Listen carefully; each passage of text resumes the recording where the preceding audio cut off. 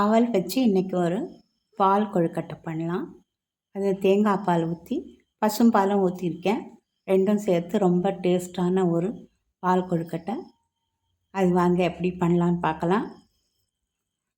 அஸ்ஸலாமு அலைக்கும் ஃப்ரெண்ட்ஸ். நான் 2 கப்பு கெட்டி அவல் எடுத்திருக்கேன். இதை நல்லா கழுவிட்டேன். ஒரு 5-6 முறை கழுவி எடுத்துட்டேன்.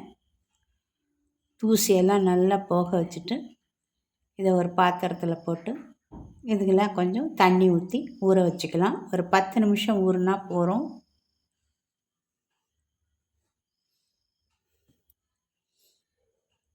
பத்து நிமிஷத்துக்கு அப்புறம் பார்க்கலாம். நல்லா ஊறி இருக்கும். 10 நிமிஷத்தில் நல்லா ஊறிடும். இது அவல் தானே. இங்கே கெட்டி அவல் இல்லை, இந்த இலை அவல் இருந்தால் கூட எடுத்துக்கலாம், இன்னும் பிரச்சனை இல்லை. பாருங்கள், நல்லா ஊறிடுச்சு. நல்லா பொலான்னு வந்திருக்கு.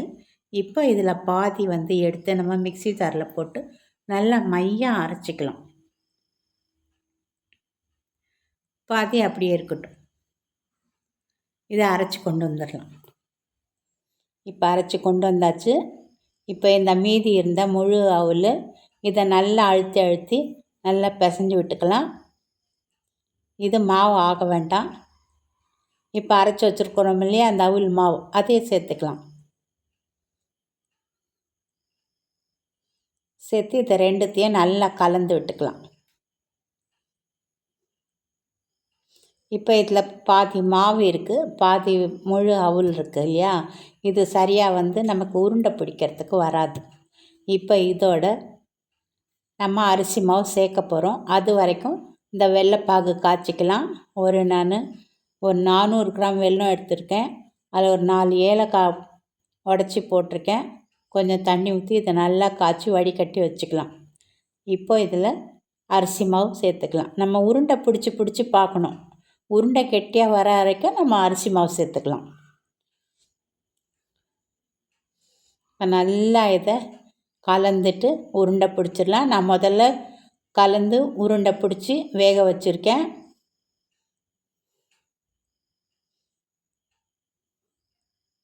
பாருங்கள், இட்லி குண்டானில் தண்ணி வச்சு மேலே துணி போட்டு அதில் உருட்டையை போட்டு நல்லா இதை வேக வச்சுருக்கேன். இதை எடுத்துடலாம்.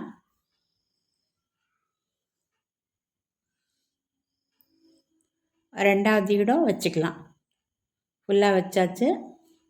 இப்போ இதை மூடி இது ஒரு 5 நிமிஷத்தில் நல்லா வெந்துடும்.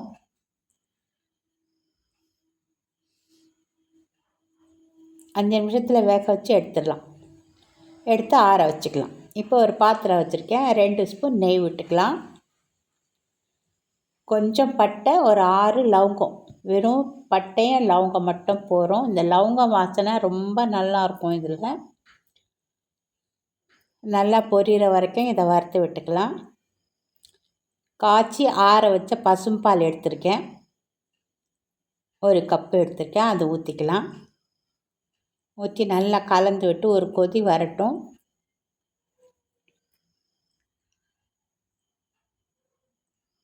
லேசாக அந்த பக்கம் கொதி வந்தால் போகிறோம். தளன்னு கொதிக்க வேண்டாம்.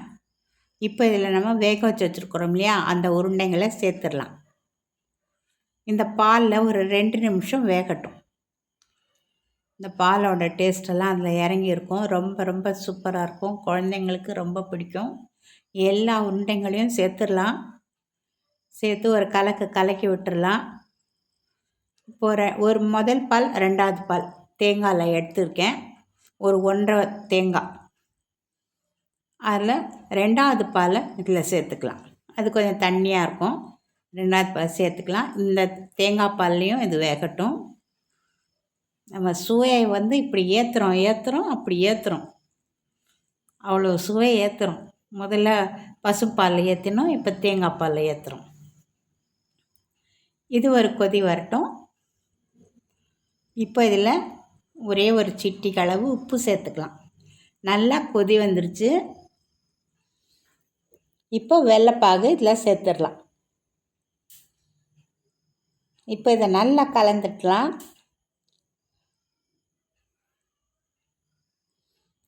ருசி இப்போ பார்க்க வேண்டாம். இன்னும் கொஞ்சம் தேங்காய் பால் கலக்க வேண்டியது இருக்குது. அது கலந்துட்டு அப்புறமா பார்த்துக்கலாம். அந்த இனிப்பு குறையா இருந்தால் கொஞ்சம் வெள்ளை சர்க்கரை சேர்த்துக்கலாம், இல்லாட்டி அப்படியே விட்டுடலாம். இப்போ நல்லா கொதித்து வந்திருக்கு. உருண்டைகளெல்லாம் நல்லா வெந்து போயிருக்கும். இப்போ முதல் பால் ஊற்றிக்கலாம்.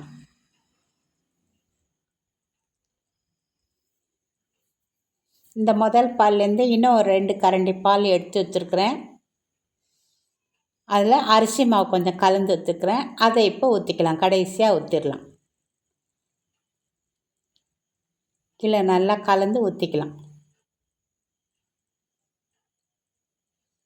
பாருங்கள் எப்படி இருக்குன்னு. சும்மா க்ரீமி மாதிரி ரொம்ப நல்லாயிருக்கும். கண்டிப்பாக அதை ட்ரை பண்ணி பாருங்கள். அவல் கொழுக்கட்டை வேறு மாதிரி ஒரு டேஸ்ட்டில் இருக்கும்.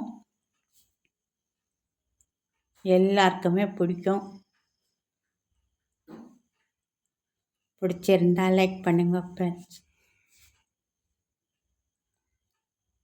பாருங்க, இப்போ தட்டில் ஊற்றி மேலே கார்னிஷ் வச்சு பார்க்குறேன். இதெல்லாம் ஆப்ஷனல் தான். உங்களுக்கு வேணும்னா இந்த ட்ரை ஃப்ரூட்ஸ் சேர்த்துக்கோங்க, இல்லாட்டி வேண்டாம். இந்த பசங்க யாருமே இதை விரும்ப மாட்டாங்க. எங்கள் வீட்டு குழந்தைங்க சுத்தமாக விரும்பாது.